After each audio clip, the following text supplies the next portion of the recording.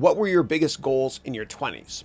And what reality checks did you get early on in your career? Yeah, it's a great question. Thank you. So when I was in my 20s, I was really insecure. I wanted to, I had this awful mindset, especially in my early and mid 20s, that I wanted to make a fortune.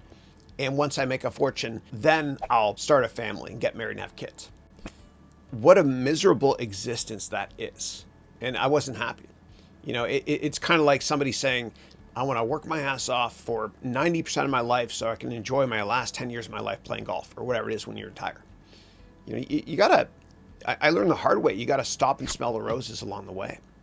And I remember at one point, I was kind of down and out.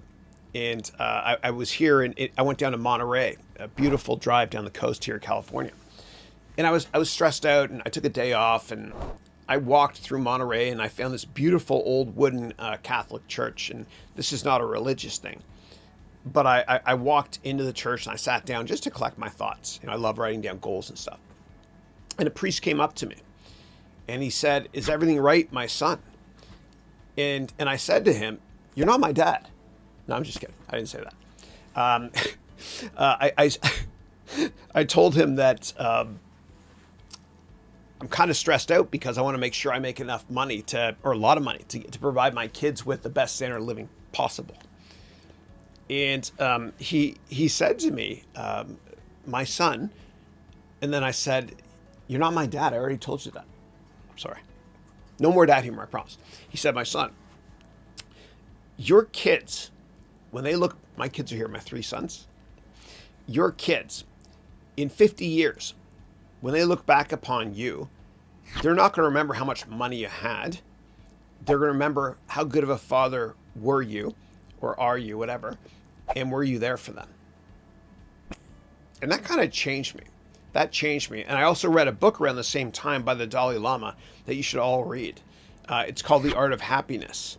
And the Dalai Lama, he said that the problem with Western society is that we sacrifice our health our entire lives in order to make money. And then at the end of our life, we sacrifice all of our money to maintain our health.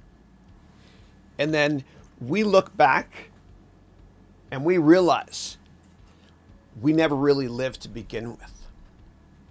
And so I'm being self-critical when I was in my 20s especially, and even into my 30s during certain years.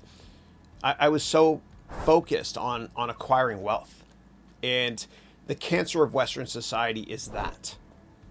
Comparing yourself to those that have more. And the problem with Wall Street is that nobody is happy. And I'm a victim of this too. When I worked at Goldman, every Christmas bonus season, everyone was depressed because everybody's comparing themselves to those that made more. And the only time you should look in your neighbor's bowl is to see if they have at least as much as you do, if not more. We're all in this together. And so nobody's happy. Nobody's happy on Wall Street. You think, oh my gosh, these people, they made it to Wall Street, they're happy, whatever. They're not. They're not.